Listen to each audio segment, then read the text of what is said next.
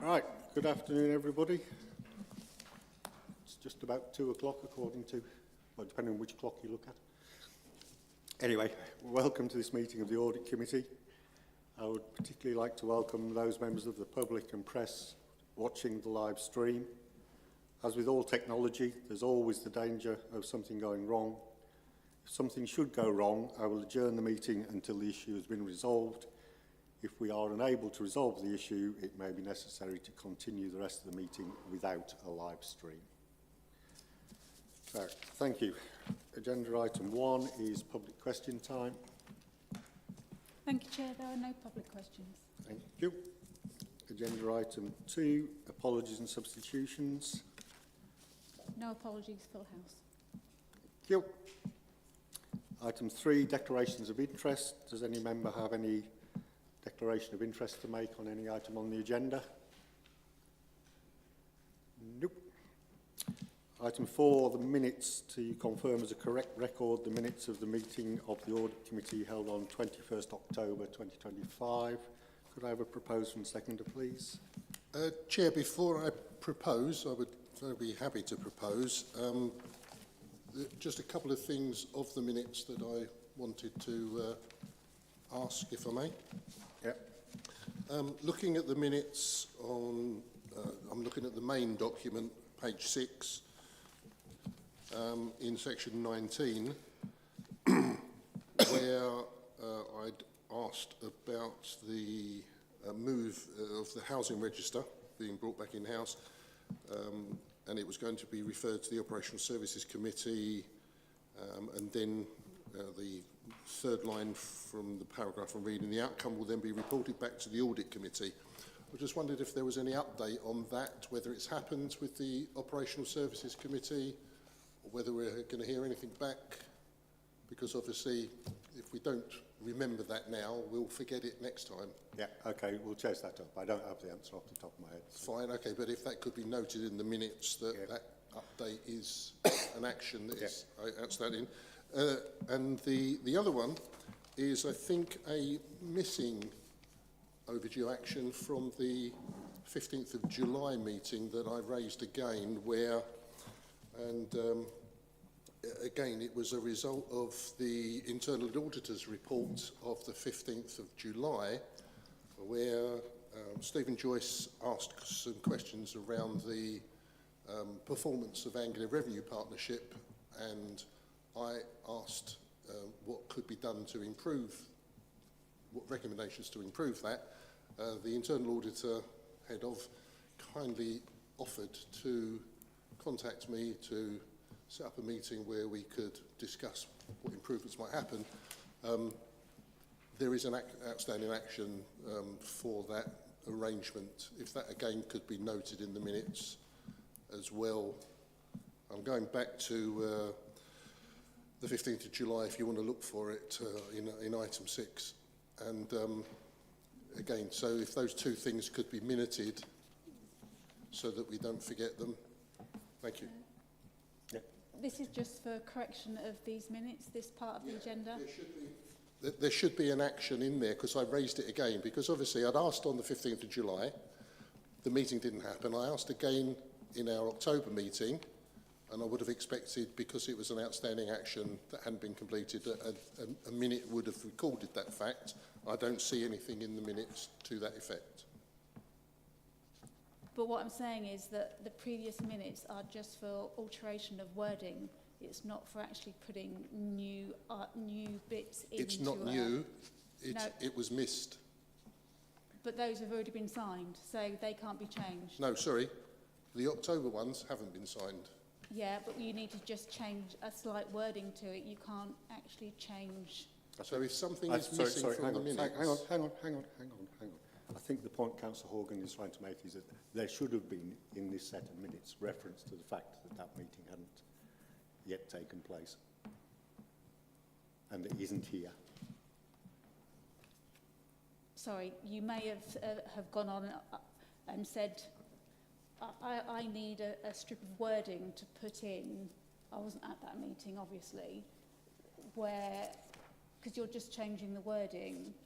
Yeah. So Sorry, I'm not changing the wording because there is no wording in there to change. He's wanting an The addition. whole subject, He wants to add it because it hasn't been recorded. Then can you give me the wording that you want put in, and then it's agreed with this meeting? I will what's happily gonna do be so. added? you Can see we what do I'm that saying? outside of the meeting rather than hold matters up now? But then you can't sign off the minutes. Okay, by the time you ask David to sign it, I'll have the wording for you.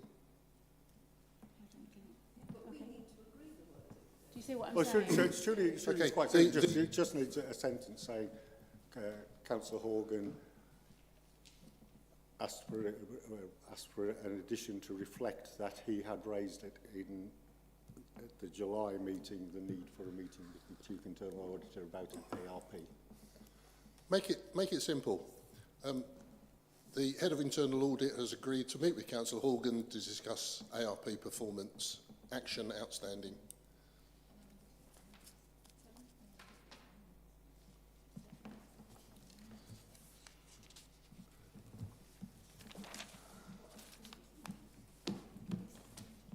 Is it really this difficult? Shouldn't be. That's because nobody ever says they're not right.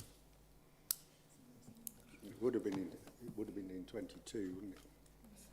The wording that's originally there, because I've asked in the past for things that I've said to be recorded, and the response was, if the clerk hasn't noted that you've said something, then it's not considered.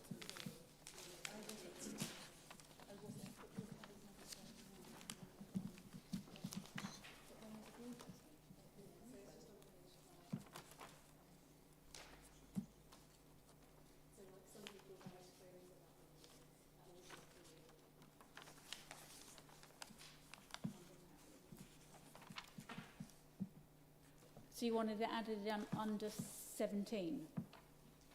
I don't think Councillor Horgan cares where it's added as long as it's recorded in this. Yeah, I mean, I'm reading here from the minutes of the meeting of July 15th. Stephen Joyce noted the ARP had received 3 adequate, reasonable assurances and asked what the council could do to improve this. The Head of Internal Audit assured the committee that no high-risk findings had been raised in the audits of the Revenue Benefits Partnership provided by ARP. There was a general assurance that the systems were operating expected. Councillor Horgan stated that he was Vice Chair of the Joint Councillor Committee. Horgan, are you reading that from July's meeting? I'm reading Yes. this from July's meeting, so therefore reference to the But action- July's meeting has been agreed. No, I'm sorry. I do apologise.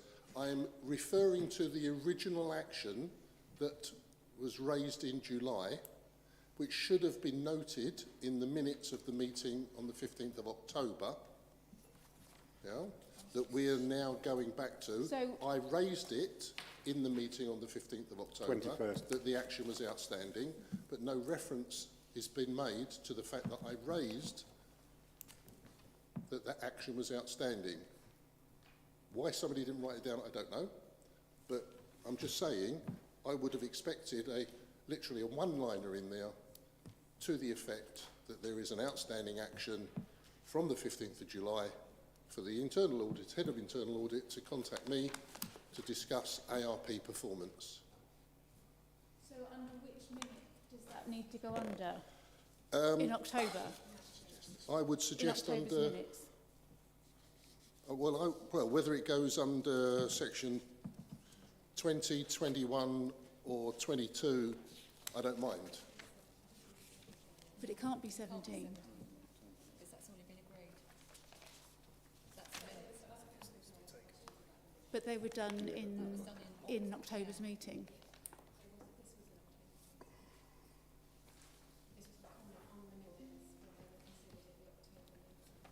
Right, can I suggest, if you look at 22, Councillor Dupre, agreeing your point earlier, where the Chief Internal Auditor, the second paragraph, where it reports any overdue actions mentioned in the report should be cross-referenced to the appropriate part of the appendix. That was a very different and specific But we could add another sentence in there Yeah, very happy. to say the Chief Internal Auditor agreed to meet with Councillor Horgan to discuss ARP. Yeah, and there's an action on the internal auditor to say when she's available. Yeah. Stuff is more than that. Councillor Dupre. This is interminable. Thank you, Chair. A question and an observation. My first question is, when minutes are drafted after a meeting, are they published in draft form on the Council's website? Yes, So there is, how soon afterwards? within 2 weeks. So 10 there is days. an opportunity as soon as minutes are published for people to raise issues on the draft minutes before, rather than wait to the Yes, meeting there and bring is. them up at the meeting. Thank There you. is. That's my first And it is point. much appreciated if that can be done beforehand, obviously. I understand that. My second point, however, is that as we are at the moment, the order of items on every agenda, not just this one, goes from minutes to chair's announcements and into the business. On other authorities that I am or have been a member of, there is an action log which sits separately after the minutes, which picks out all the actions that have been agreed by the committee and in tabular form says who is responsible, when that is supposed to have been completed and its status. And that is such a useful mechanism to avoid having to pick through all of the minutes to find all those actions that you think you remembered you asked for or remembered hadn't been delivered. And I have raised this before, and there has been organisationally resistance to having an action log. And I do hope, Chair, I would like to ask you to use your offices within your group to ask for an action log to be an item on the council, on the agenda of every committee and of the full council. Indeed, we recently instituted one at full council on the county council. It's really useful. It's not there to reopen debates, but it is there to track progress. And I would like to ask you, Chair, whether to avoid this problem here and other problems elsewhere, whether we can agree to make a constitutional change if required, Exactly. to have that to happen. That is what would be required. So yes, I'll take that up outside this meeting now. Can we please move on with this one? Are we all agreed about adding that sentence in just to reflect this? And can we also have minuted my request that we have a discussion, that you take away Yeah, I the take it question away. about action The logs? constitution. Well, sorry, but that's the way it's gone. I'm cutting this off because we need to move forward. We've got an important meeting. Right, so I've had a proposer. Can I have a seconder? Second, Chair. Thank you. All in favour? Thank you. Right, brings us on to agenda item 5. Chair's announcements. I have one announcement today. I have decided to amend the running order of the agenda in order that we take the external audit update for 24-25 next, as in prior to the statement of accounts, because I feel that's a more logical way of doing things. Which brings us on to agenda item 6, external audit update for 2024-25. And can I welcome David Rigler from EY and on stage here, our external auditors, to the meeting. David, could I ask you to present the update, please? Thank you, Chair, and good afternoon, committee. I'll go through the executive summary, but more than happy to go into any of the detail if you've got any questions on particular aspects of the report. So this is our audit results report. It reports the findings from our audit delivered on the 24-25 council accounts. It's fair to say the audit presented a number of challenges in different areas, so maybe I'll just start with a bit of a context setting. I know in the committee we've discussed the national picture a few times, and it's worth just setting that position as it stands at the moment. So after the independent reviews were undertaken and an action plan was put in place by the government to restore the system to a sustainable place, there was kind of 3 phases. So the first phase was to get rid of the backlog of audits, and that was the introduction of the backstop dates that then we saw all the historic years kind of disappear under the backstop arrangements. Now they carry on, they run for a number of years, so we've still got 3 or 4 years of those backstop dates, but that was the first stage. The second stage was recovery, and that's essentially where we are at the moment. We're in the recovery bit where we're trying to rebuild assurance. The final bit was the reform, and I think that's the really important bit, because that's the bit where we'll see changes to the financial reporting framework, potentially changes to the audit responsibilities. So I set that context in that, other than the backstop dates, a lot of the factors that led to issues across the sector, not just here at this council, are still prevalent in the system. I think the other context here, and you'll be fully aware of this, is obviously you've had a number of changes to your finance team during the year. With that, you've lost some of the corporate capacity and experience within that team. So there's been a bit of a rebuilding exercise, I think, that's had to be undertaken within that team. So if I turn to the report itself, so some of that context is also set out on page 103. On page, sorry, George, if I go by your numbers, is that easiest to follow? Yeah. On page 104, we note any changes to the scope that we reported to you in our plan back in July. I think I verbally updated the committee at that point in time that there was one new risk here. It's written down, and that was the risk around East Cams Trading Company and the work we do around the work in progress. The only other change to that plan that you saw earlier is materiality, and as you'd expect, we've updated our materiality for the draft statement of accounts, and those figures are there, not hugely different to those reported in the plan. The next section is value for money. Now this does highlight one significant weakness area, and that's in relation to governance and the quality of the draft financial statements and supporting records. That's a sub-criteria of the governance criteria that's set out by the NEO for us to assess value for money weaknesses. That's a theme that runs through the report, so you'll see further reference to some of the issues that we encountered on page 109 and section 6 under the control observations, where we've raised 8 recommendations in order to improve the situation. I think there's two key points underpinning this.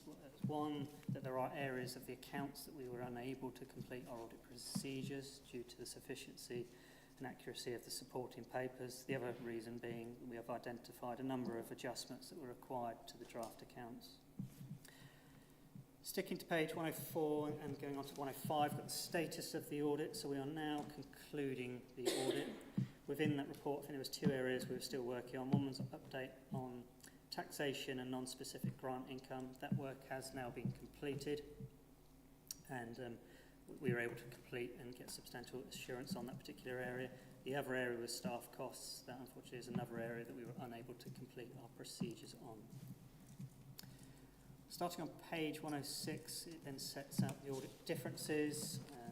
So there was 4 factual misstatements, 2 affecting the balance sheet, 2 affecting the income statement. We've got 4 reclassification misstatements in the balance sheet and a number of disclosure differences. Now these have all been agreed with management, and the revised accounts will reflect these adjustments. There are no unadjusted differences to report to the committee. On pages 110 and 111, this is a new section I think members and certainly other committees have found quite useful, and it's something the government is quite keen for to be reported in terms of arrangements to support the accuracy of preparing financial statements and facilitating an audit. Now, what I would say is that the way the PSAA contract is awarded and set out in terms of the terms and conditions, it's a very high bar. It kind of expects none to very, very limited audit differences coming out, and essentially supporting working papers being there first time for every set of accounts. So it's a really high bar that we're trying to attain here, taking into account that earlier context. So, there's a number of areas that requires improvement, and that links through to some of the recommendations that we've made in the controls observation. The only 2 bits I was also going to pull out are 2 of the appendices. So Appendix A, now this sets out a timetable as per the National Audit Office guidance in terms of that's the quickest way you could get back to rebuilding assurance, and what we're doing is we're plotting each individual council of where they are. Now, as you'd expect, if we're unable to complete all procedures, that puts you slightly behind the curve in terms of that timeline. So we've got that in Appendix A. And then Appendix B provides a summary of assurances. So this is then setting out significant account areas and disclosures within your accounts and setting out where we've been able to get full assurance, partial assurance or no assurance.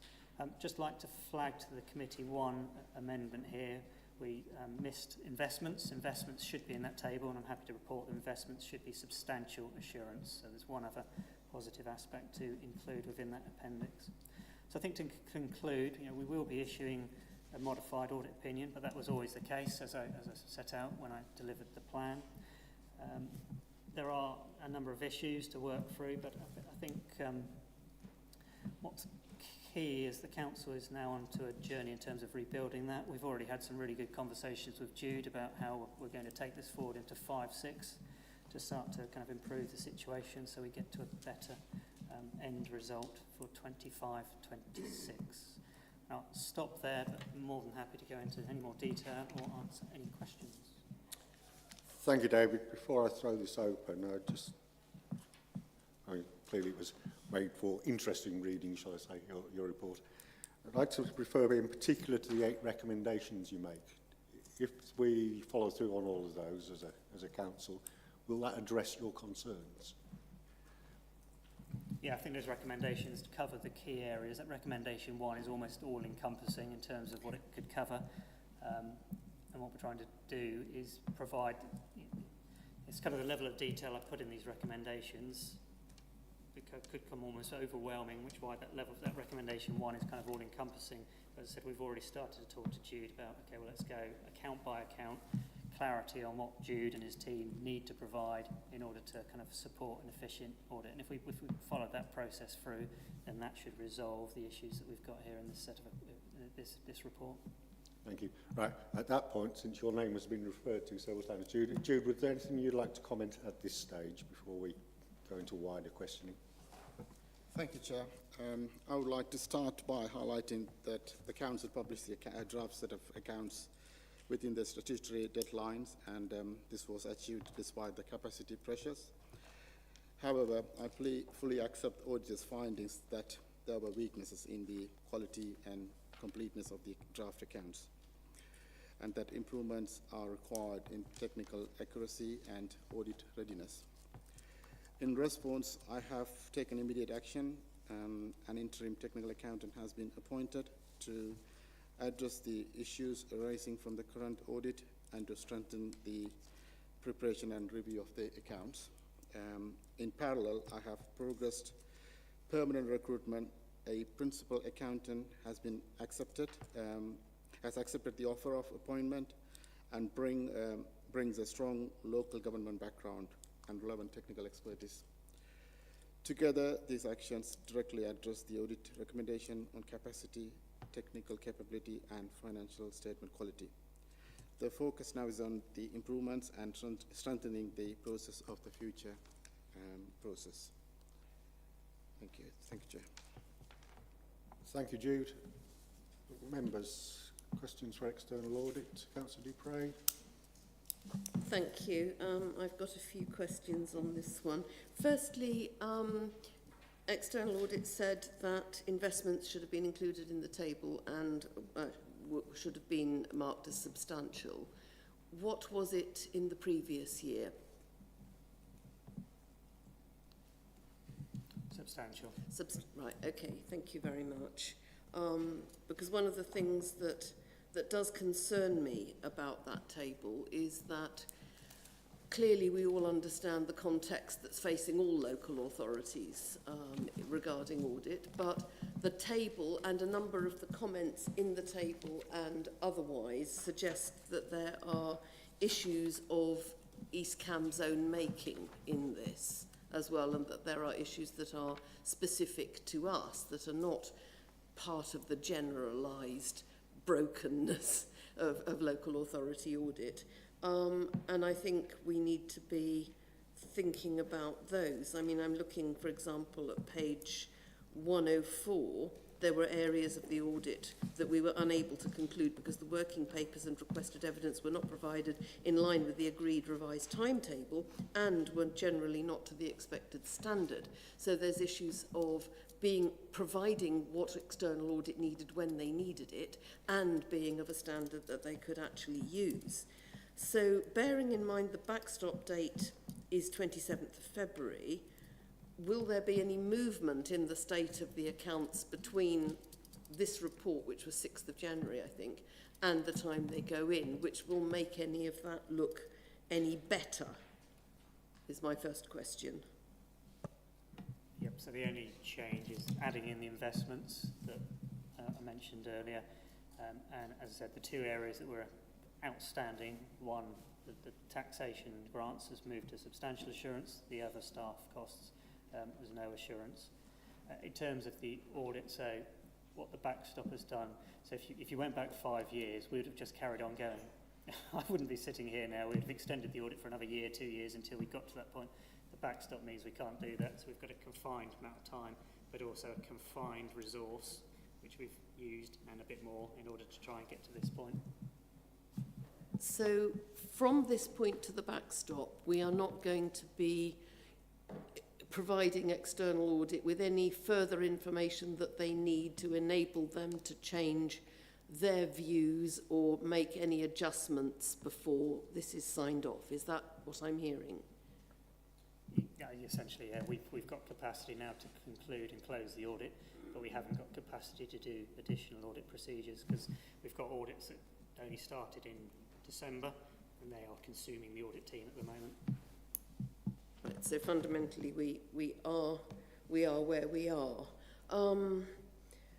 And that's my worry. I noted with interest that Chair, that you reversed the order of these, and I'm glad you did. And I think that was kind of signalled in the one of the pages of the statement of accounts on the item, which will now be the next item, where it talked about the previous item on the agenda, where in fact it meant the subsequent item on the agenda, but it is now previous because you've reversed it. So presumably that meant that there was initially an intention to have the external audit report first, and then that was changed in presentation of the papers, and now you've changed it back, which I think is the right decision.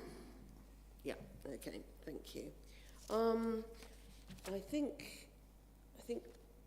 Ross had a question, but I don't think I've got any other questions on this. Let's scale these. I've got Councillor Horgan next anyway. Right, okay. Thanks. Councillor Horgan. Thank you, Chair. I'd like to just probe a little deeper into the raising of the bar that I think you referred to, or thresholds. I'm going back to the minutes of our October meeting, where in reply to my question, Jacob McHugh of Ernst & Young reported that there'd been a turnover of staff in the finance team and the expected audit quality standards had increased.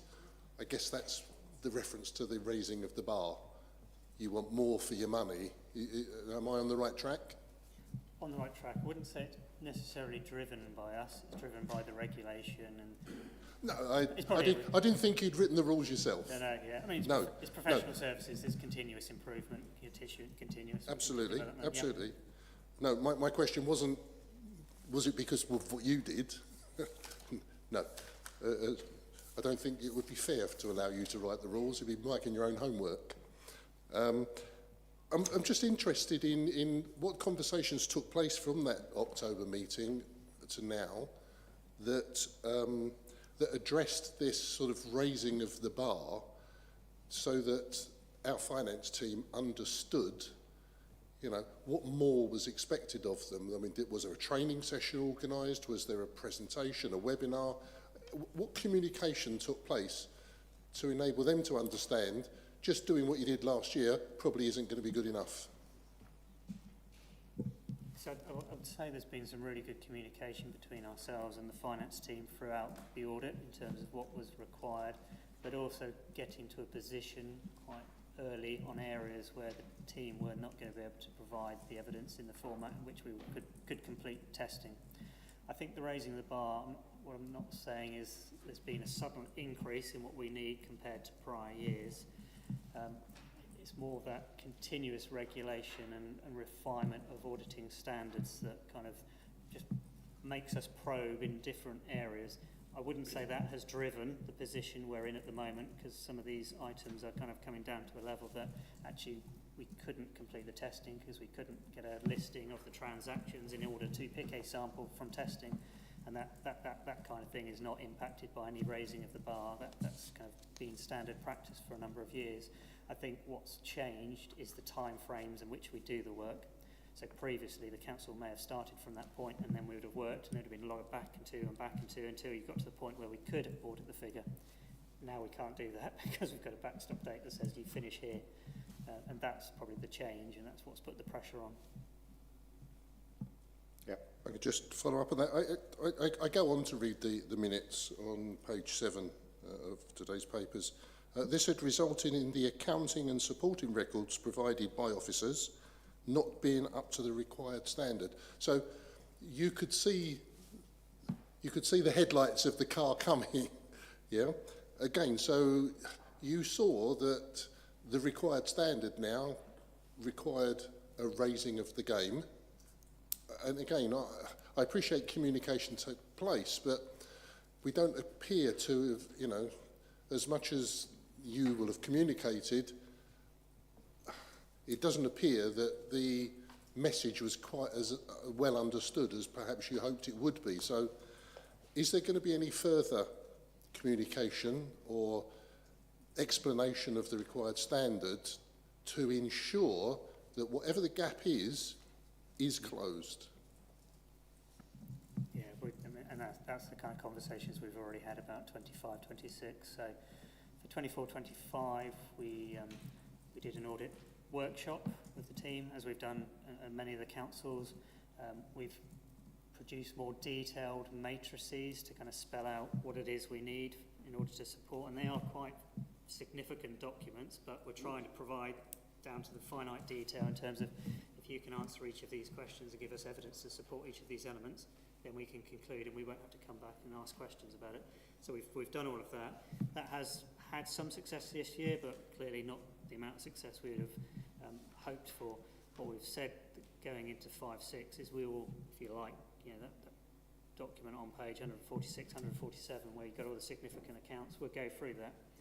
Where there's a partial or where there's a red, we'll go, okay, what stopped us from getting the assurance? And can you now provide that for 25-26? Now, we've had this conversation. We've already had this conversation with some councils who have said we can't provide that for 5-6, and that might be the answer here. I don't know until we get into the detail. But that's the way we're going to take it down another level, if you like, in terms of, okay, well, we've set out what we need. We've given you matrices to say if you provide all of this, then we can. That's not quite working, so let's just sit down and go through it and work out what it is that we're missing here in terms of the communication.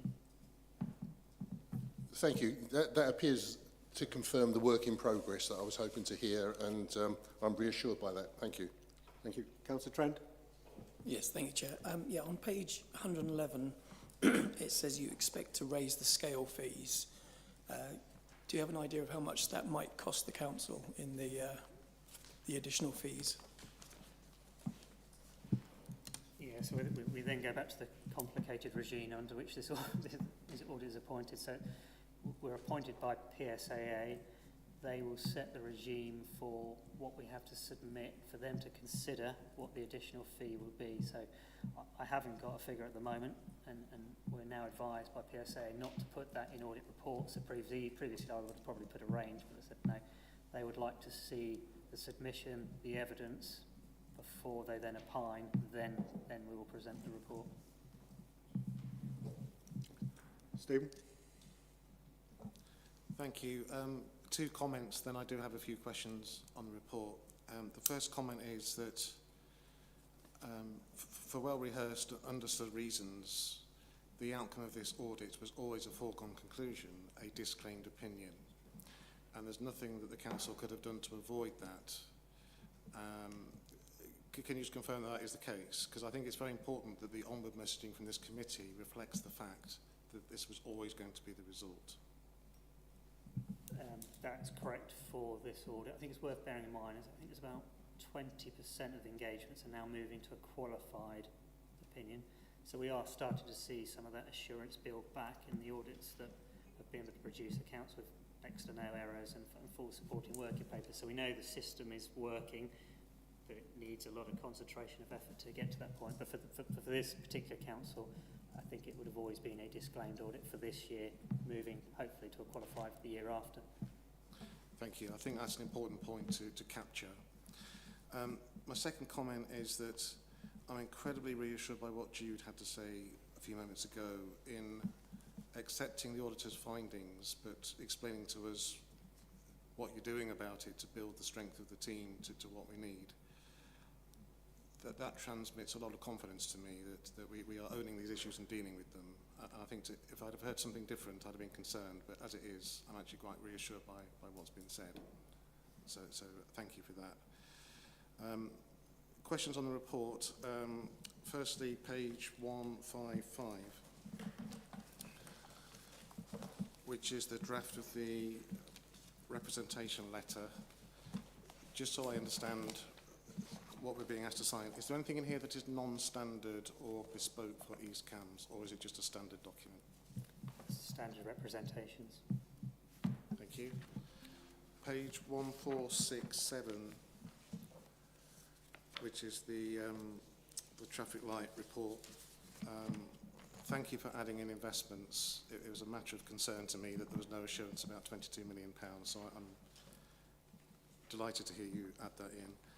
I think you also said that we've done something about taxation and non-specific income, which is already listed as substantial here, but did I misunderstand that?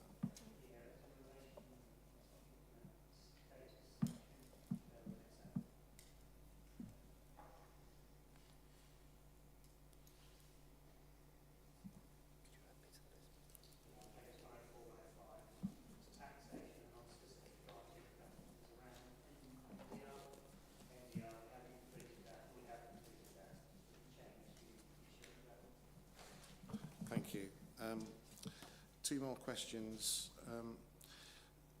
So the issue about a disclaimed opinion is common to all councils.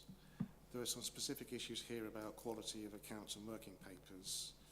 Could you comment, based on your experience, how common is it for you to find such issues in a council, especially given the raising of the bar that we're talking about?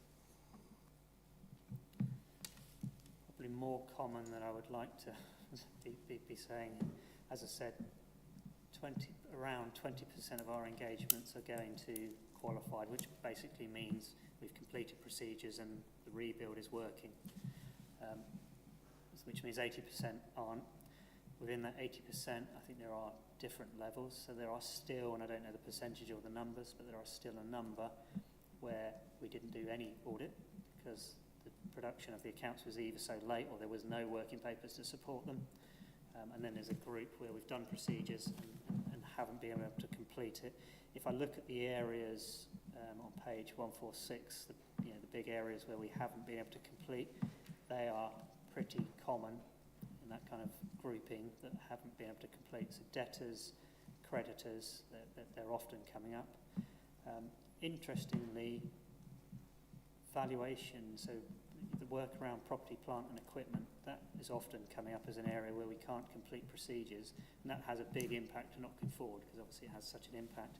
Interestingly here, we have actually done the work, which is so although you've got other areas where we haven't, probably one of the areas I would have expected problems with, we've actually been able to complete. And obviously things like debtors and creditors, they're short-term in nature. So if we can complete the work to March 26, we rebuild assurance almost in 1 year. So, there are, if you want to kind of look at it and unpick it in terms of what do we need to do to rebuild assurance, when we do that risk assessment, it might be in a better position than other councils because of the short-term nature of some of the gaps. Thank you. So what I'm hearing is that although there have been some deficiencies which have been accepted and we're doing something about it, some of the councils have had similar issues. So it's not like it's only East Cam's had these problems. In some of these areas you're seeing more commonly elsewhere. Okay, that's interesting.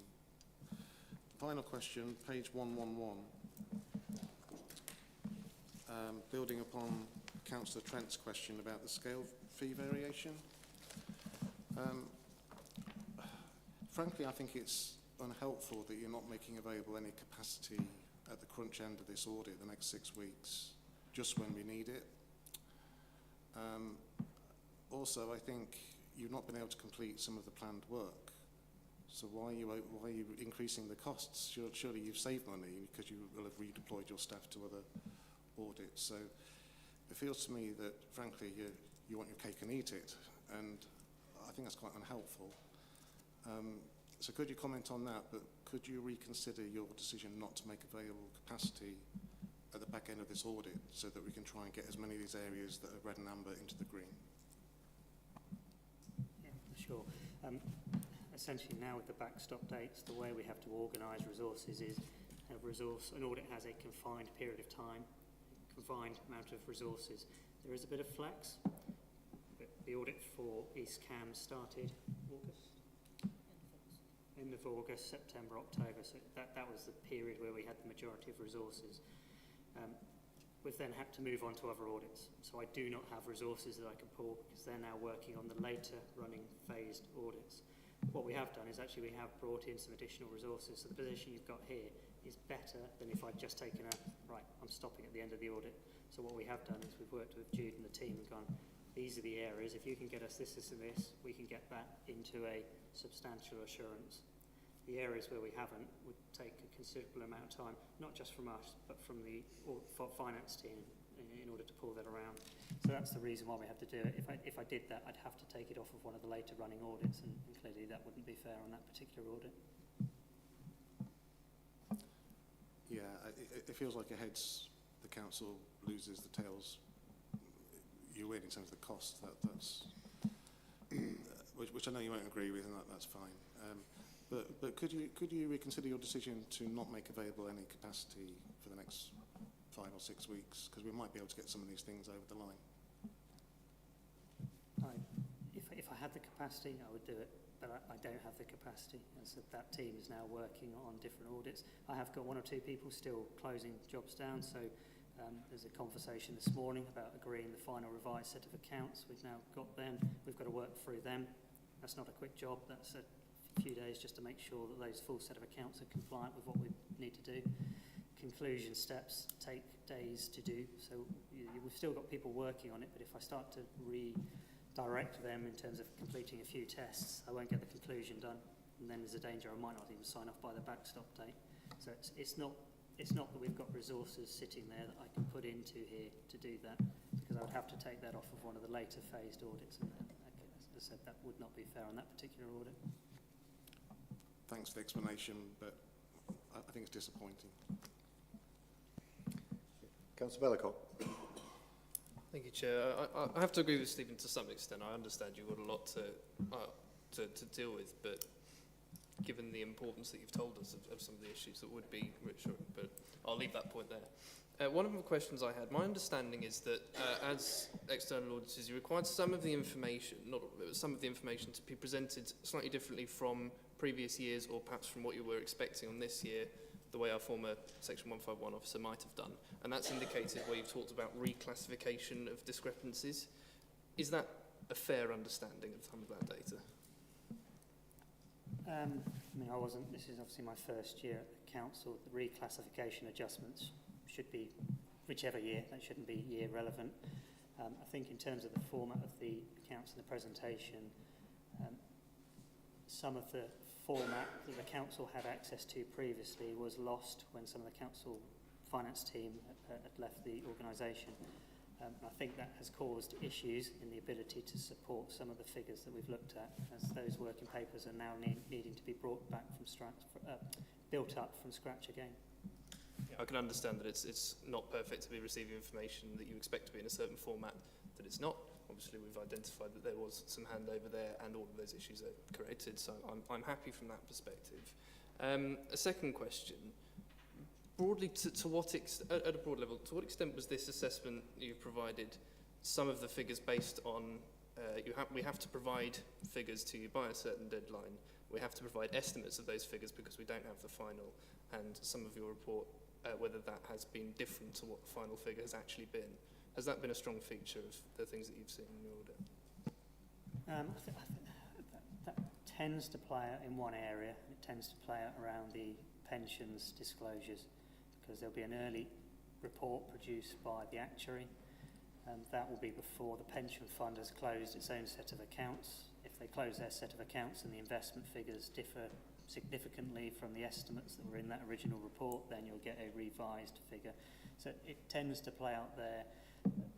In terms of the way we approach estimates from the auditing standards point of view, you take into account that, okay, it's an estimate, it's not going to be spot on, but we need to take into account the latest information. And if that indicates a significant, i.e. material movement from the estimate to the position we're at now, then that would require amending in the accounts. You have received the latest information on those issues where you'd identified discrepancies based on estimates. Is that correct? You have received the correct figures for those areas over which you'd identified discrepancies, such as the pension fund? So for some of them we have, and for some of them that we weren't able to complete. Thank you. Councillor Lay? I'm not an accountant, but from what I understand, from what we've heard today, that you haven't received all the information that you need to complete these accounts in the timescale that you expected. So my question is, in your opinion, are we running our financial team too lean that we haven't got the time to respond in time for your expectations? I think that's a really good question. And obviously I've been doing this for quite a few years now, and I can remember going back quite a few years where I think SITFA produced a kind of a template, if you like, as to what you would need to run a finance team in terms of numbers, capacity, experience. That's no longer available, largely because I think a lot of organisations are very different in their nature. If I look at those that have moved to a qualified opinion, i.e. we've been able to complete all the procedures and get assurance back this year, they have got 3 to 4, possibly 5 people almost working full-time on the accounts and in response to the audit. When we started the audit here, most of the queries were falling on Jude to kind of work, so there was definite capacity issues there for Jude to be able to respond to all of the queries we had. Just following on from that, though, Councillor, we heard from Jude earlier that new appointments have been made, so we are trying to address it. Thank you, Chair. Anything further on external audit update? No, if not, we shall thank you very much. It's really useful. Move on to agenda item 7, which is the statement of accounts for 2024-25. Jude, can I ask you to introduce this item, please? 2025 draft statement of accounts. The committee is asked to approve the statement of accounts for year 24-25 and to authorise the chair and the chair of the audit committee and the director of finance to sign the statement of accounts with any necessary changes required. Thank you. Thank you. Can I have a proposer and seconder for the recommendations as set out in 2.1 and 2.2 of the report? Thank you, Chair. Propose the recommendations as written. Happy to second, Chair. Thank you. Members, any further comments or questions to officers before we move into debate? Councillor Dupre. Thank you. The capital budget on page 24, over 50% of that has slipped. That's a very large underspend. It was 7 million and it got a slippage of over 4 million. The individual items are listed below that, but I don't know whether I could have, and I suspect I won't get this in this meeting because it is more operational detail, what the reasons are for some of those slippages, and in particular the mandatory disabled facilities grant, which is underspent by £500,000. and I would have thought there would have been need for that.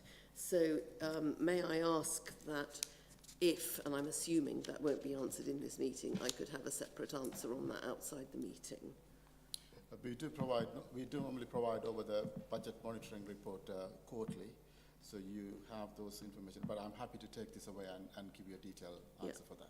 Because I mean, I'm looking at this in the context of the accounts for the year, and the recommendation is to delegate authority to sign these off, and I'm wanting to know why before one makes a decision about that. So thank you for that.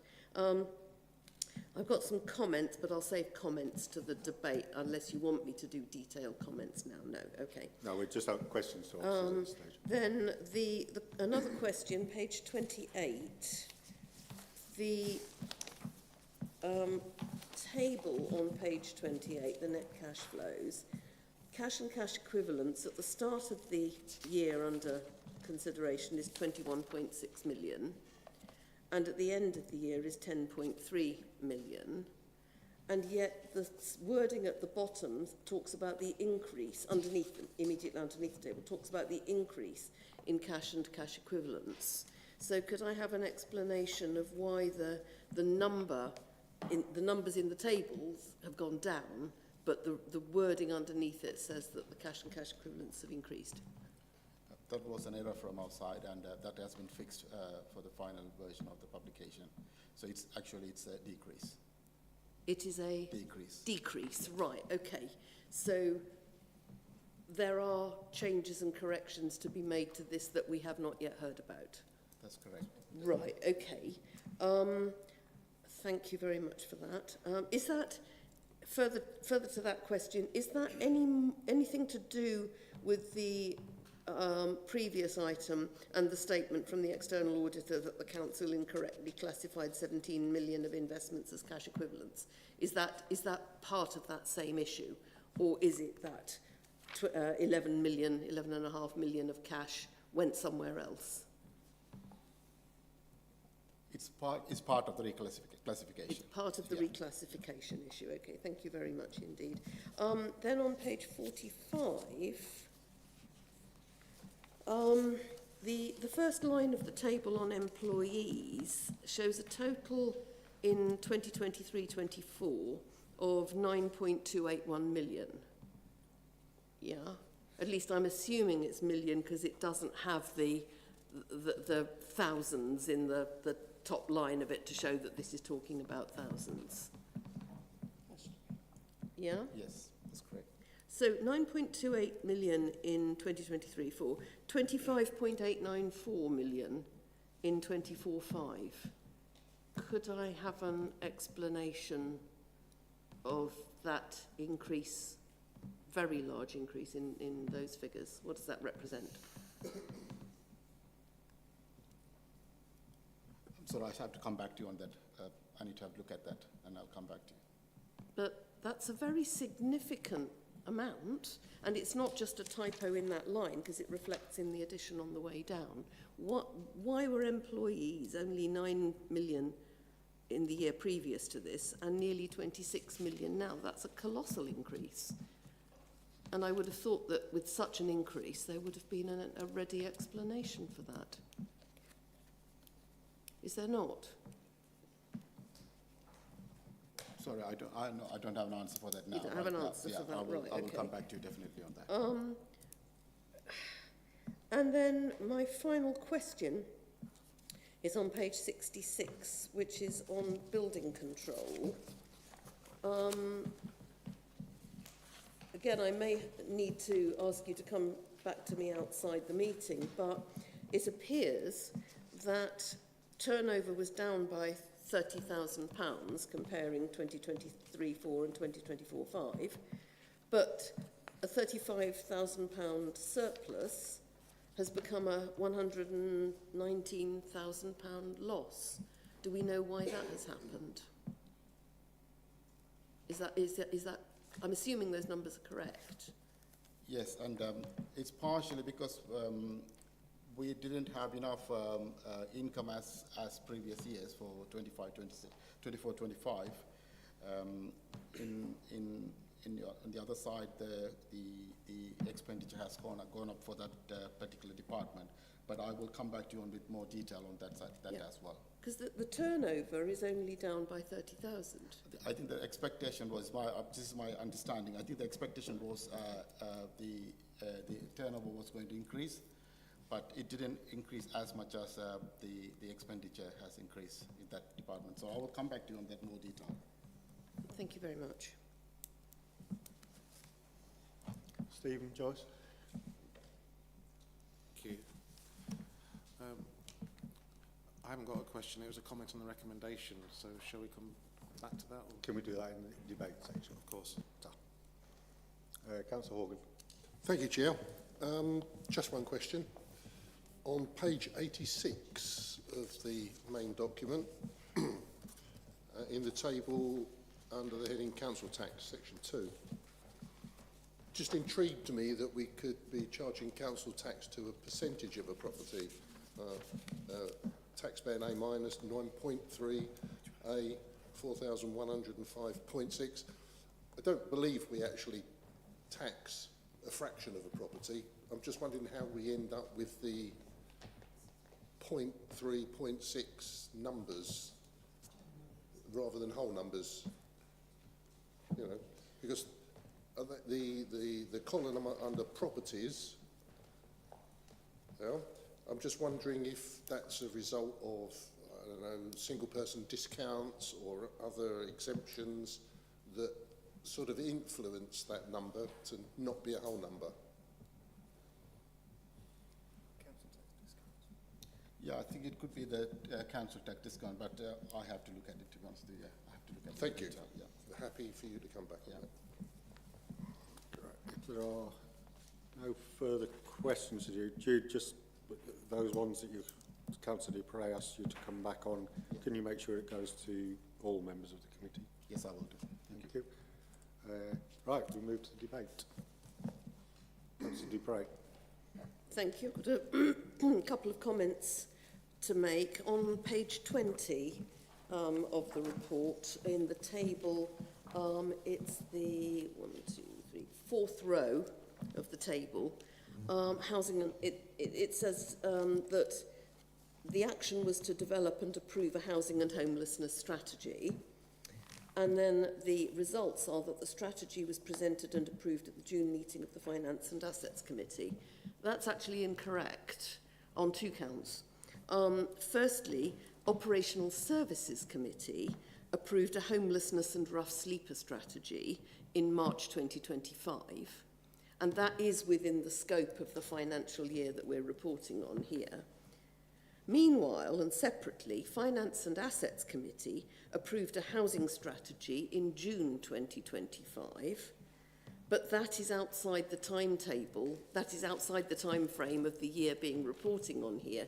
So I don't think that that should be included, and I think that should correctly be described as that the homelessness and rough sleeper strategy was approved by Operational Services in March, and then presumably anything reported for the financial year 2025-6, like the finance and assets strategy, should be reported in next year's accounts.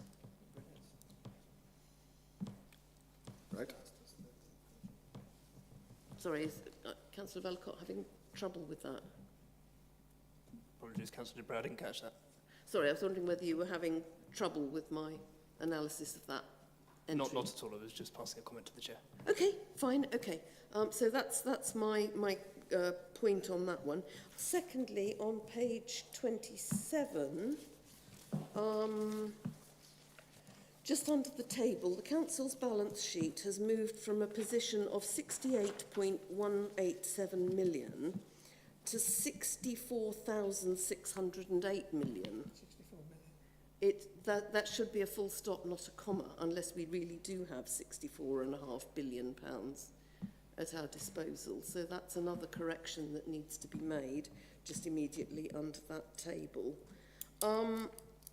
In view of some of the answers to the questions and comments, I had thought at the beginning of this meeting about moving an amendment to the recommendations. when I heard that this wasn't going to change and that the audit opinion wasn't going to change and that there wasn't going to be any change to any of the assurances and anything, I thought, well, no, there's no point my moving the amendment I was going to move. However, having heard that we are unable to explain why a figure of 9 million for staff in the year before last should be 25 million or something this year, and other points that have been raised in here, I would like to move the amendment after all, Chair, with your indulgence. And the amendment would be to remove the first recommendation, 2.1,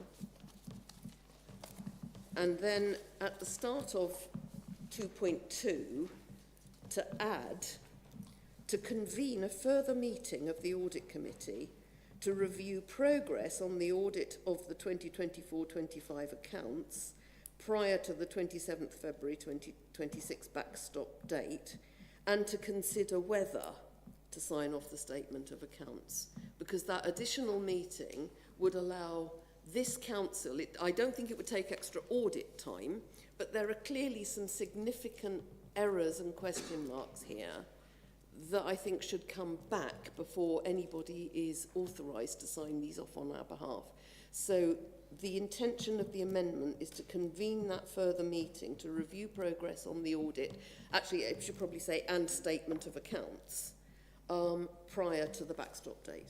So what I would like is this committee to come back before the backstop date in time to receive accounts which are factually correct as far as we can make them without audit input, so that we have a slightly better document to report. But then we're not reviewing progress with the audit, are we? Because that isn't going to change.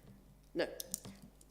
Well, I thought that was going to be the position. So instead of to review progress on the audit, review progress on the statement of accounts. Because there are some significant things that need to be explained and need to change. So that's what I'm asking, actually. It's not on the audit. As I say, I was proposing to move an amendment in slightly different circumstances. So it would be to convene a further meeting of Audit Committee to review progress on the statement of accounts prior to the 27th February 26 backstop date, and to consider whether to approve, to authorise the signing off of the document.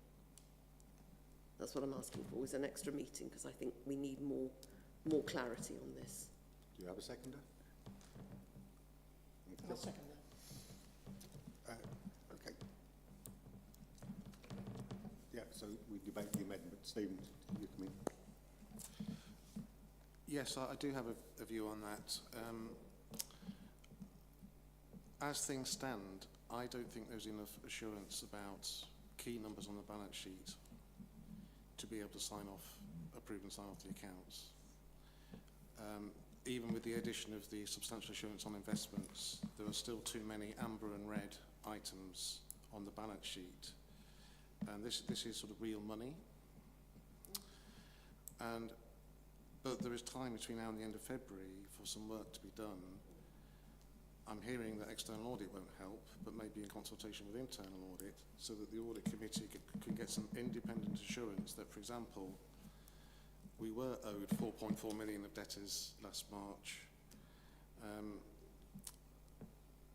And I think the suggestion of an additional committee meeting close to the end of February feels like quite a helpful one for us to actually see that. So I'm not a voting member of this committee, but I was troubled by the recommendation as it stands. I feel that more work is needed before we can support it. And I think the amendment speaks to the concern that I was having about the status of the balance sheet items in particular. I can tolerate the rest of it, frankly, but where we have real money stated as being in place, we do need some independent assurance that that money exists. Thank you for that. Sorry, pardon me. Rachel, can I turn to you, since your role was thrown into that last comment? Do you have a view?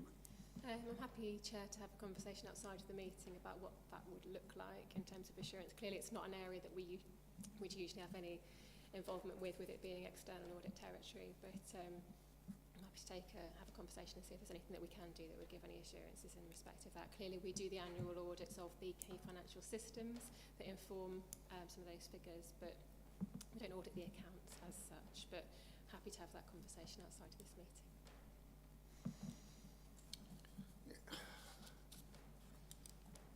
Other views? Councillor Ellicott. Thank you, Chair. So I think Councillor Dupre is suggesting we have a meeting of this committee to review what is, I understand, is the usual process of the Chair and the Section 151 officer being in a room to go through line by line and ultimately sign them off with the delegation from this committee. So that's a fair suggestion, but I'm contented that the usual process in the past has correct, and obviously this committee does pretty much every year identify things that the Chair in Section 151 do then go away and have a look at. I'm not sure it's necessary to return for that purpose, primarily because of something that Councillor Dupre said, which is that we don't have more assurance from EY, from the external auditors coming down the line. So what I might suggest instead is that I'm perfectly happy to stick with the original recommendations, but perhaps for Councillor Dupre's assurance and Stephen's assurance and all of us, that Jude and or the Chair emails around the committee to confirm that those things that we've raised today have been looked at and give reasons. I don't necessarily think that, and as I'm assuming, because I have complete confidence in Jude, we will get that email that will have perfectly acceptable reasons. I don't believe that therefore we'd be convening another meeting, and it would obviously be at great public cost for something actually which we do have predominant assurance over. And like I say, we don't have any more external assurance. So from my perspective, I'm happy to stick with the recommendations as we are, provided that we get that information through that channel.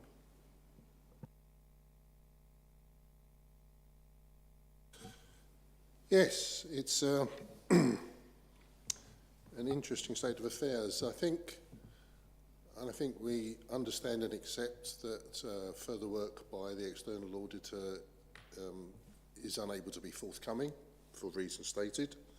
And as Councillor Vedicott has previously said, in the past, whenever there's been any tweaks that's been necessary, we've been quite happy to authorise the Chair with the Section 151 officer to go away and sort it out in the confidence that they will do that.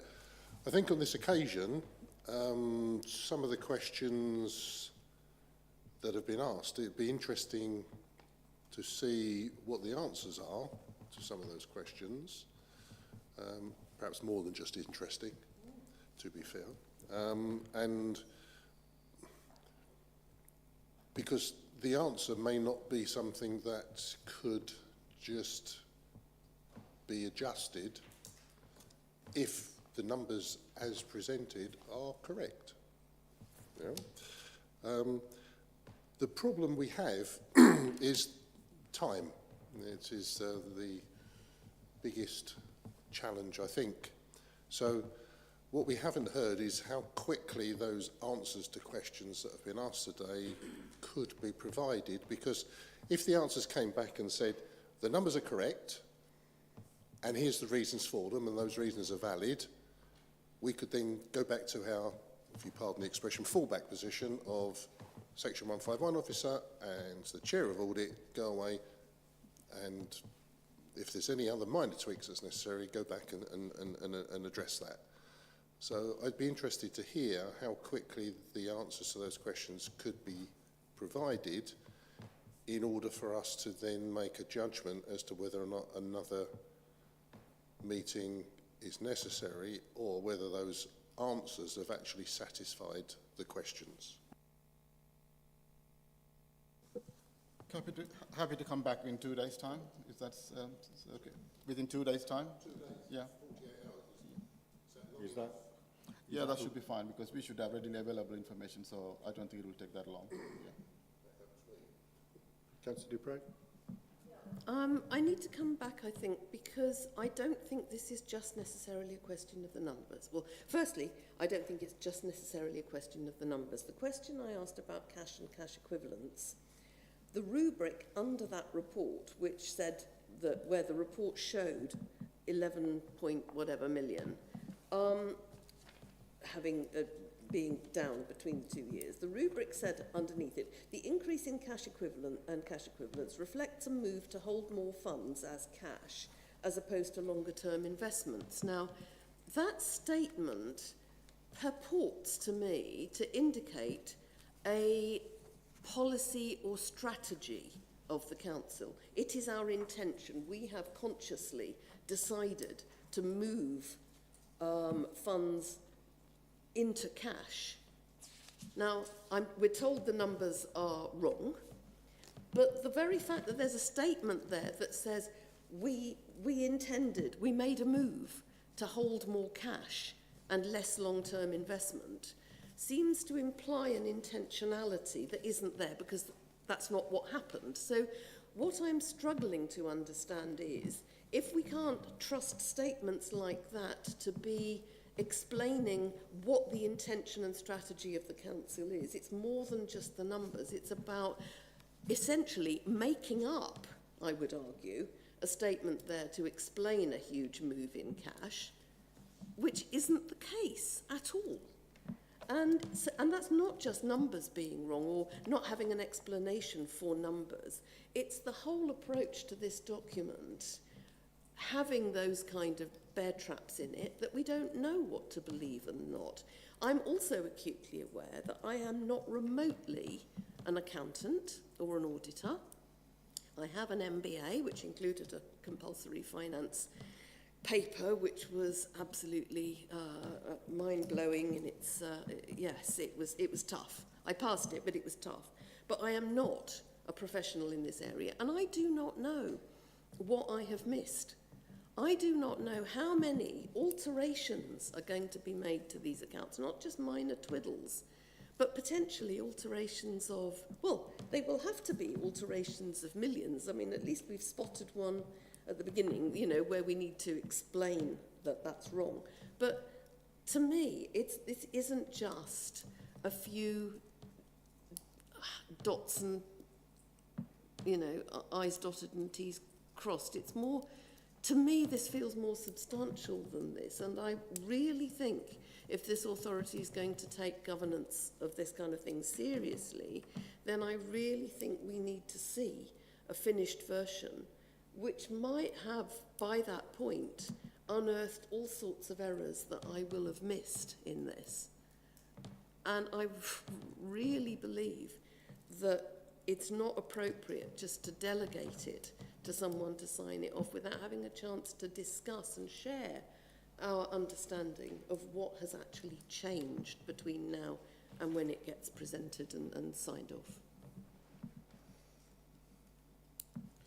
Just want to restate that. I mean, the numbers are correct on the table. It's just the wording on that is incorrect. It should have been decrease instead of increase. And we hold most of the investment in short-term money market funds, because that's where we generate more investment returns. That's why it's always held in a money market fund rather than into long-term investments. Yes, but my point was that the statement underneath, which is incorrect, seemed to be suggesting a policy or a strategy, which it appears it isn't. And that's where, at that level, there are more issues with this than just numbers being, you know, out of place, or, you know, the wrong council homelessness strategy having been referenced or something like that. I really feel that we need to see it again before it's signed off.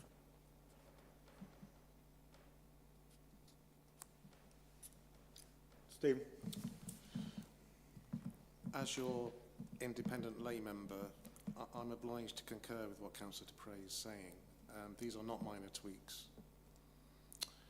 And the extent of the gaps in independent assurance that I'm referring to, in combination with some of the issues Councillor Dupre is highlighting,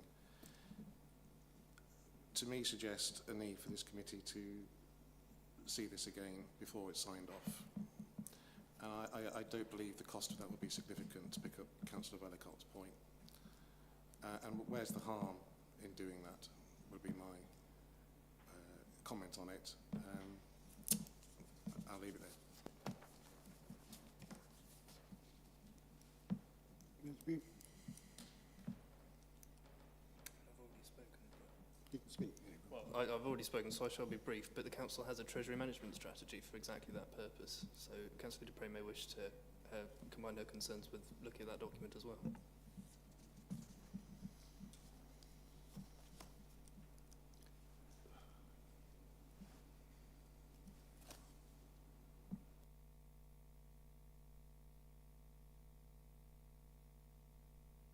I'm torn on this one. I am torn, I'll admit that. However, we've had a long established practice of delegation. Listening to all the debate, certainly we're not going to get anything further from external audit. It's not entirely inside the remit of internal audit as far as I can see. Jude saying he'll get us these. Jude, are you implying that actually some of the other bits in this have already been corrected? Yes, we went through with the auditors this morning and we corrected all of them and they're happy with that now. So, I'm happy to give a final version if required. I think that certainly needs to go to all committee members. But as it stands today, I'm clearly going to have to go to the vote, but I'll be supporting the recommendation. I think we now need to go to the vote. All those in favour of the recommendation as written, please show. Oh, sorry. All those in favour of the amendment tabled by Councillor Dupre, please indicate. All those against? All those in favour of the original recommendation? Yeah. Chair, was that not a tied vote? Oh, sorry. Sorry, thank you for correcting me. I'm human. So to break the deadlock, I'm going to have to use my casting vote and turn down the amendment. So we now go to the recommendation as written. All those in favour, please show. All those against? Further tied decision. As with the previous vote, I will use my casting vote and approve the recommendation. Thank you.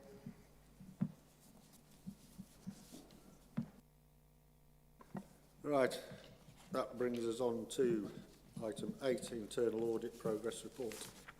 Rachel, over to you, please. Thank you, Chair. So this is our latest update on the delivery of this year's internal audit plan. So the report is in the format that the committee will be familiar with, but I'll just talk you through the key sections as usual. So a copy of the internal audit plan is provided in Table 1, pages 166 and 67 of the pack today, with the latest status of each of the audit assignments that has been scheduled for this financial year. Further progress has been made on a number of these since this was produced, and any further reports will come to you at the next meeting. Sorry. So also within the report is an update on the implementation of audit recommendations. So Table 2 provides you with the latest position on these, with 5 actions implemented since the last committee meeting. 1 action which has been closed and not implemented, which I don't consider to pose as a high risk, so I have not flagged that further for the committee's attention, although details are provided within the report in section 2.11 on page 165, and 1 action which remains overdue, which is over 3 months overdue at the time of reporting, which is still in relation to the action from the procurement audit from the highlighting of producing contracts following the procurement exercise. Sorry, I just need to have a drink.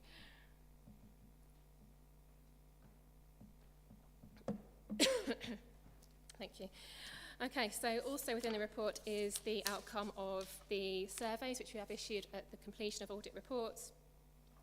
So these are summarised for you on page 169 of the pack. So we have had 5 surveys back on completed audits to date, and I'm pleased to say the positive feedback is all summarised for you today on that section of the report. So we have had 1 audit report which has been finalised since the last committee meeting, which is summarised as usual in section 2 of the report from page 164. So this related to our latest embedded assurance review on the bereavement project management arrangements.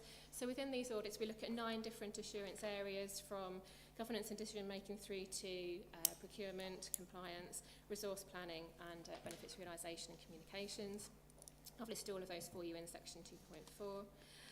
So we are able to give a good level of assurance on the project management arrangements in place based on the audit findings at the time of the review. So we were able to see a detailed and comprehensive project execution plan, which was subject to regular monitoring and review. We have seen the logging of risks, issues and decisions throughout the project, which gives us assurance around the robust governance arrangements and the identification and addressing of risks that are identified during the course of the delivery stage. Furthermore, we have seen that change control arrangements have now been implemented as well, which should provide some rigour around any changes that arise as part of that delivery stage as well. We've also looked at procurement exercises as part of the project. So we looked at compliance with the Council's contract procedure rules and were satisfied that there was evidence of compliance, and we had no issues of weakness to report in respect of this. During our last review, this is part of the stage 1 audit of the bereavement project as part of this embedded assurance cycle. We had made a recommendation around formalising resource planning in particular, and we were satisfied that that has been suitably completed with a resource plan now in place, which has been updated as well during the course of the project. So this gave us a good level of assurance for both the design of the controls and the compliance at the time of this review. We will continue, given the key priority of this project, to continue to focus on this in future coverage as well. So there will be a stage 3 embedded assurance review in due course, which will be reported back to the committee as usual. So I'm happy to take questions, Chair, on any of the content of the report as usual. Thank you. Thank you, Rachel. Right, we're asked to note the progress with made by internal audit. As set out in section 2.1, I'm happy to propose that we do. Do I have a seconder? Happy to second, Chair. Thank you, Councillor Horgan. Members, any further comments or questions to Rachel? Steve. Thank you. A good and clear report as always. 2 questions. After paragraph 2.2, there is a question in bold type. Based upon recent work, are there any emerging issues that impact upon the opinion? I didn't get from the narrative at 2.3 whether the answer to that was yes or no. So could you give a clear answer to that question in bold type? And the second question at 2.11 about the overdue item, please can we have an update on when this will be done? Thank you. Rachel. Through you, Chair. Thank you. So in relation to the first one, the question in section 2 between 2.2 and 2.3, so this is where we do then summarise obviously the findings. We would usually have a comment in there that none of the audit reports had received less than a moderate or assurance opinion, so that has been missed off here. But given that we've only given a good level of assurance, there are no areas that would need to be flagged at this point. So that's answering that question. In terms of the latest position on the overdue action, we've not received a further update. I would need to defer to the monitoring officer for an update on that action. Thank you. If you'll just bear with me on that, because I asked her for an update. I expected her to still be sitting there, but she's just had to walk out, so please bear with me.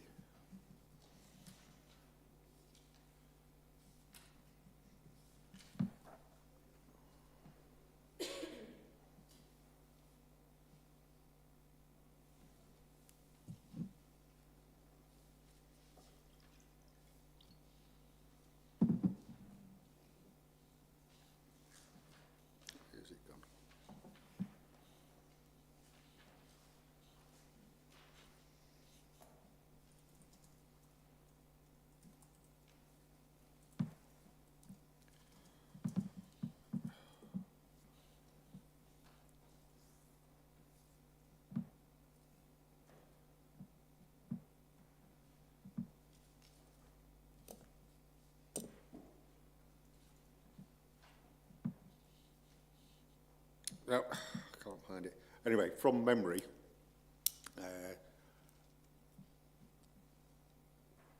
at the end of this month, Jane, is it something to do with the internal website, web design, or something? We are having a new web. That's what you're referring to. She was going to send some email out to everyone. Yeah, I'll get Maggie to send an email out to everybody, but it was dependent on that new web design coming online at the end of January, so that it could all be put in one place from what I remember. Sorry about that. Anything further?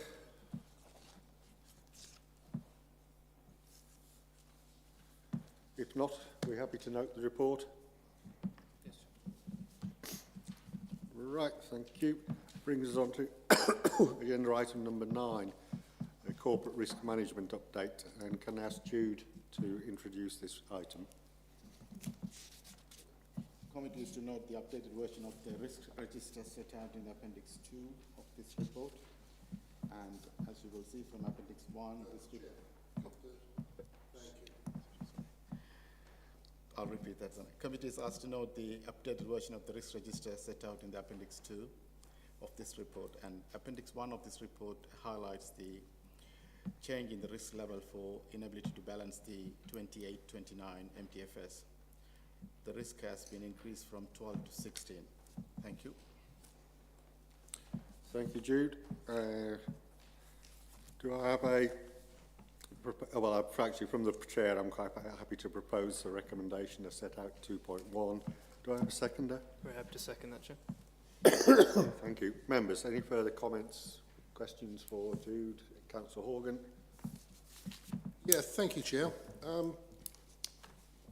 In light of the 8 recommendations from our external auditor and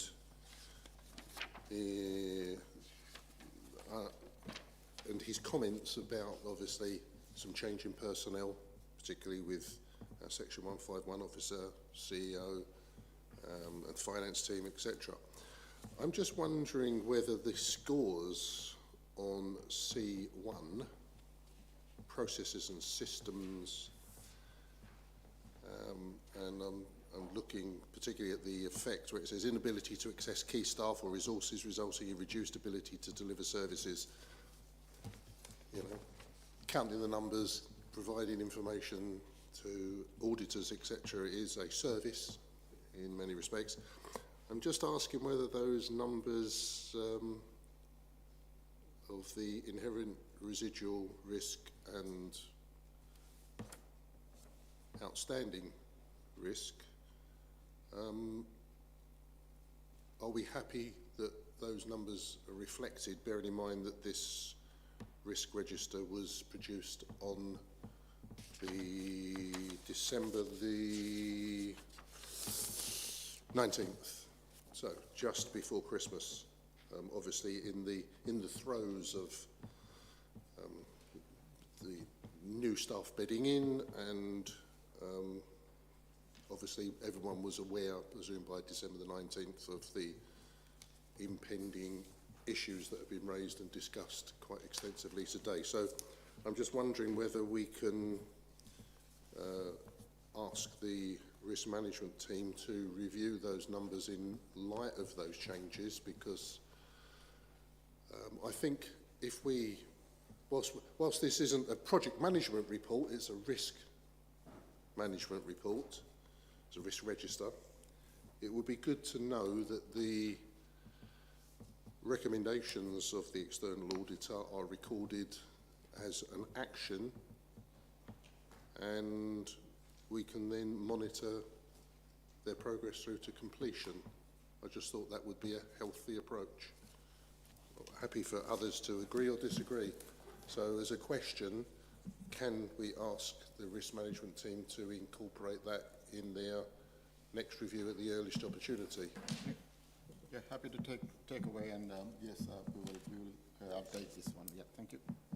And my second question, I'm looking at C3, non-compliance with legislative and regulatory requirements, and then going across the page to assurances, and I see that internal audit are mentioned many, many times in the assurances, and we've already heard about some increased requirements for external audit.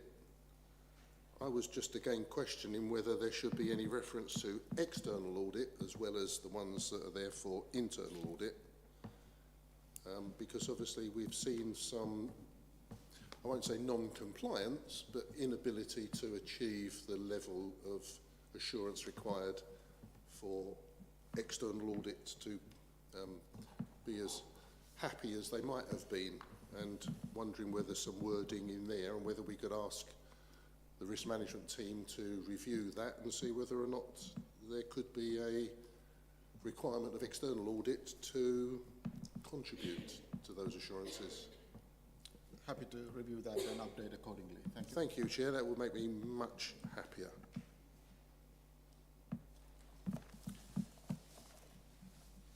Stephen. Thank you, Chair. I think, as I've said before, this continues to be one of the best documents of its type that I've seen, and I've seen a lot of them, so I just want to say that out loud.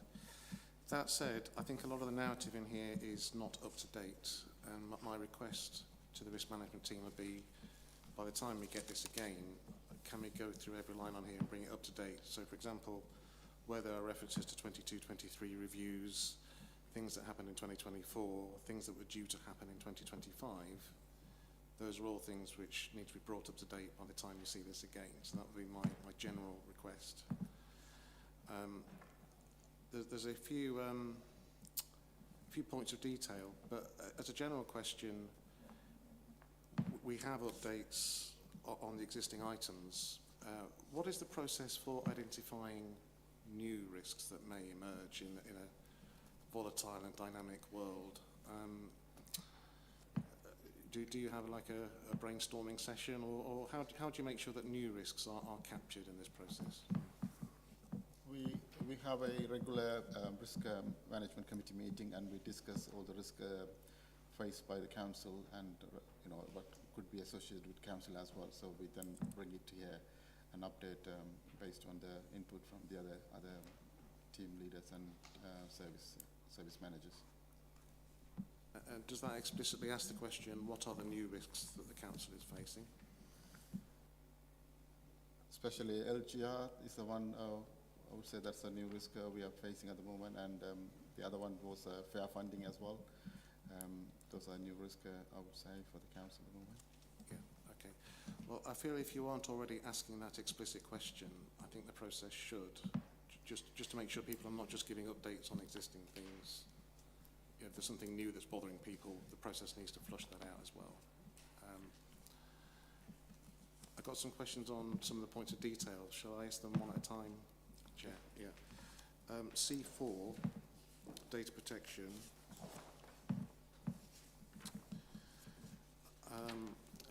The actions have a target date of May 2025, and there's reference here to material we saw in July 2024. Well, I know we've had an update since then, so this is an example of the narrative not being up to date. So could we have a note of the latest position, please, would be my question on this. Not necessarily now, but this is out of date, is my point. Let's give you an update on that. And for 25, data protection training for 25-26 is scheduled for week commencing 26th of January. And for 24-25, we had 100% staff completed the data protection training.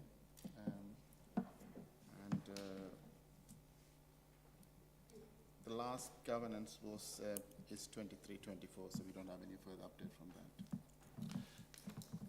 Thank you. I remember that report, which also said that most councillors had not done that training, so I'd expect to see that point captured here.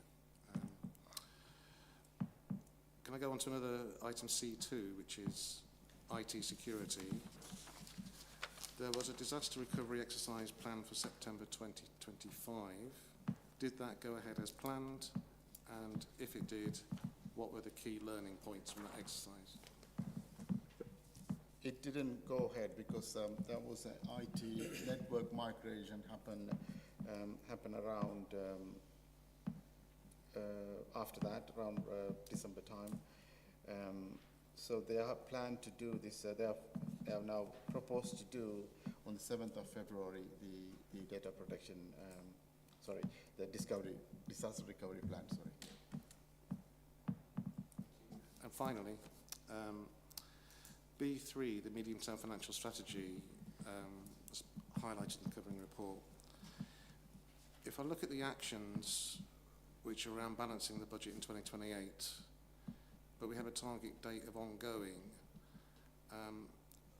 My expectation based on experience would be to see something clearer or firmer about that, maybe some milestone dates about what are we doing between now and 2028 to identify those savings and maybe even phase them in, because sometimes savings take quite a long time to plan and deliver. And you know, I'm sure we're not going to wake up in 2028 and go, how are we going to save this money? But there must be a lot of work going on between now and then to sort of realise those savings. So could we please have some more granularity about what are the milestones between now and 2028 to balance the books? Thank you. Council is looking at the council budgets for the historically, and council is in a good, is in a strong position for 25, 26, 26, 27, and 27, 28. So, if you look back all the historical budget settings, and it's council always balance the current year and the next financial year, always the 2 years are balanced, with the third year has been always savings to find. So looking at the year going now, the 25-26 for the Q3 updates, we have a savings of over 1.2 million so far. So at this moment in time, the council do not believe that we have to make any immediate actions to find any savings for 28-29. Thank you. Reassuring to hear. Therefore, this is another example then where the narrative needs to iterate to reflect the latest position. Yes, we will update. Thank you. Councillor Dupre. Thank you. I've got a number of questions. The first one is on page 180, which is risk number A5, cost of living crisis impacting on the residents of East Cambridgeshire. I was surprised to see in the residual risk and assurances columns no reference whatsoever to the Cambridgeshire poverty strategy. That is a strategy that we were involved in when it was being developed, that we have been a partner in, and I would have thought that it was, because it contains a large number of actions to be apportioned among partners, that should at least be referenced in this among all of the other things that are going on. So that's, I'm surprised. I just wondered why there was no reference to that, and could that please be added? My second question is on page 182, which under B1, the cause column, the third point talks about the cost of living crisis again, but this time it's in inverted commas. It's not in inverted commas 2 pages earlier. Does the council believe there is a cost of living crisis, or doesn't it? And if it does believe there's a cost of living crisis, then there shouldn't really be quotes to suggest that this is somehow spurious. I don't think many of my residents believe this is spurious, and I hope we can get rid of the inverted commas everywhere we mention this. Third question, 189, there is, in the actions column, nature top 20 actions, sorry, this is C7, nature top 20 actions for 20254. Is that supposed to be 2024/25 year, or 2025/6 or something else? It's clearly supposed to represent a year, but unless it's many thousands of years into the future, it's not that one. So what is that supposed to mean? Then on 191, risk D8, the residual column is 12 score, and it's got R in brackets after it for red, but it's actually coloured amber. I think 12 should mean that it's amber, not red, in which case it's the notation that's wrong. But I had a more particular question about this. One of the things that's very difficult to tell when you read through the cause column in particular, and the effect, is what is real and what is hypothetical.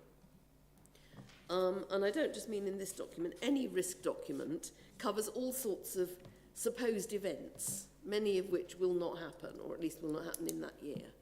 So there are speculative things in here. I mean, I'm hoping, and I suspect, given the ability of this council to big itself up, that it's not saying in A2, poor performance by the company with a lack of challenge and oversight. So I'm assuming that that is a hypothetical scenario.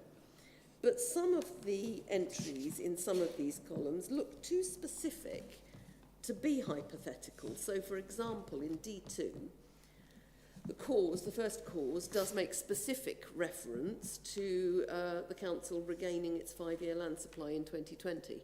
So I hope you'll see my dilemma trying to work out what's real from what is hypothetical and tell the difference.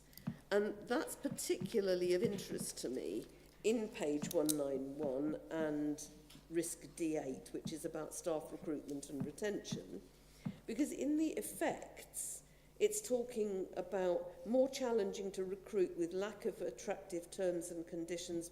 But it then says, based on feedback from recent exercises. Are those recent exercises within this authority? In other words, is that a real problem? Are we having real problems recruiting? Or is that just hypothetical? And then, similarly, less movement in between authorities during the uncertainty of LGR. That may well be happening. But this is where I'm really struggling, because there are comments here about recruitment and retention that look real. And what I want to know is, are they? I'm guessing they might be, because the score is 16, which is red. But it would be really helpful to be a little bit clearer about which things are actually happening and which aren't, so that we know what we're doing about managing actual events rather than speculating about how we would handle non-real ones. Yeah, happy to update the document and give you a bit more explanation around that. But I would say, yes, we are facing real challenge in recruiting people, because I can tell from my experience as well, we went out for 2 adverts and we only got 2 applicants, and with the second time when the advert went out, and they were not good enough for the role as well. So it's a bit of a challenging to recruit people, especially with LGR. Thank you. So we're saying that we don't have attractive terms and conditions. Sorry, I didn't understand.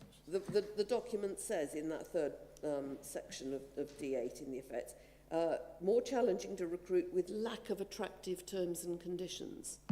So is this telling us we don't have attractive terms and conditions? It's when you say condition, it's mainly the LGI is driving at the moment for the thing, but this is a separate point from the one on LGR, which is later in that column. And I'm curious to know what that lack of attractive terms and conditions means, assuming it's real, which we're now being told it is. It's mainly now, from my personal experience, when I went for recruitment, and some of them, they want working from home time, which we don't offer. We only offer 3 days, we only 2 days working from home. And the other challenge I found is the salary scale as well. You know, the grading we are offering, probably it's not enough for them to attract people around here, because to be example, if somebody from Ely wants a job, they can go to Cambridge and get more pay than working here. So that is from my experience. I would say yes, I would agree with that. Yes, there are some, yes.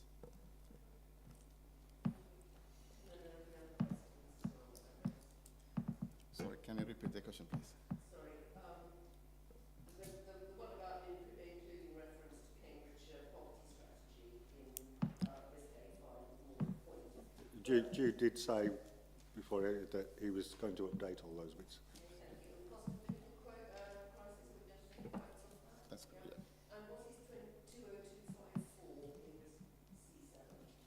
It's clearly not really here that we need concern about.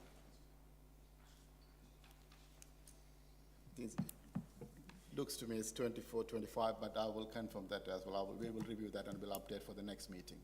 Yeah, thank you. Councillor Bellicott. Thank you, Chair. I have some comments. Would you prefer to reserve them, or are we sort of done? I have a couple of questions as well. Go for the question. Sure, yeah. On risk C4, we talk about data protection training, which I know is running at 100%. I know in the last meeting we had a separate paper about information governance, and as Stephen alluded to, the take-up of councillors' data protection training was very poor. The monitoring officer emailed directly after that committee, in the week after that committee in November, and I contacted both group leaders to obtain assurance that that was going to their members. I received one reply. Have you got any further information about the percentage of councillors that have taken up that training? I can't give you a percentage, but I can confirm that 8 members in total have, and I thought this might come up, which is why I checked.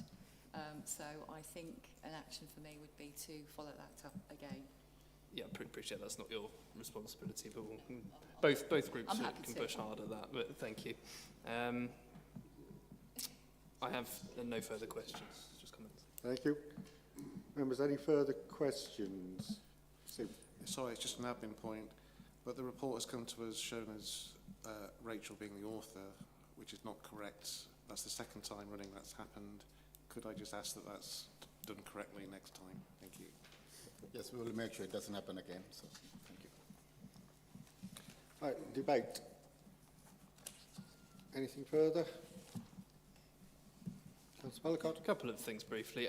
On risk B3, obviously it's not surprising to see the risk of the MTF increase. Actually, I have just thought of a question, which was how much that relates to the fair funding review, which I imagine the answer is a fair amount, because if you look into the detail of that, it's not difficult to see that our spending power is going to drop in the future years of the MTFS. But obviously it looks like we're managing it sustainably.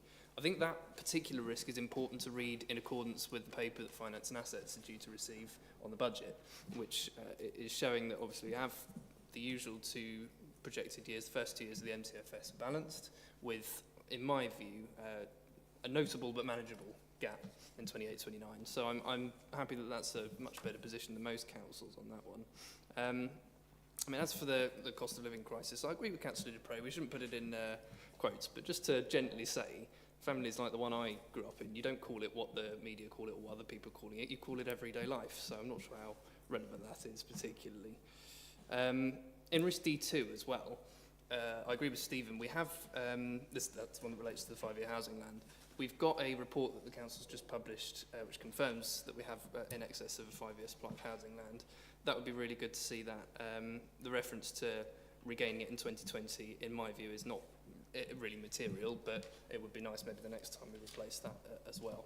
And just finally, the council's documents don't big itself up. As Stephen says, it is just going rather well. So I'm very happy with this report, Chair. Thank you. Members, anything further? Councillor Horgan. Yeah, I just wanted to, sorry, it's going to come as a question in debate. I do apologise for that. But on page 173, 3.2, updates on the corporate risk register are provided on a 6th monthly basis.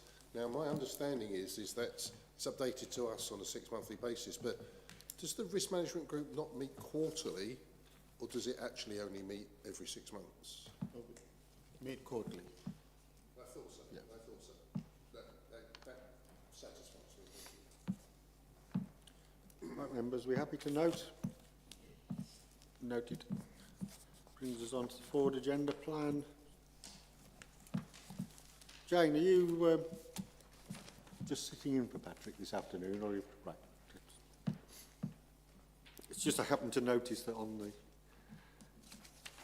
bit about members of the public, they are to notify you, so maybe that needs to be changed to Patrick. I wasn't sure which. Patrick probably changed it just for this meeting. Ah, right. He didn't change the. Yeah, but he didn't change the front. He threw me. Yeah. So, are we aware of any changes to the forward agenda plan? No, neither do I. Thank you all. I declare the meeting closed. Thank you for your attendance, your contributions.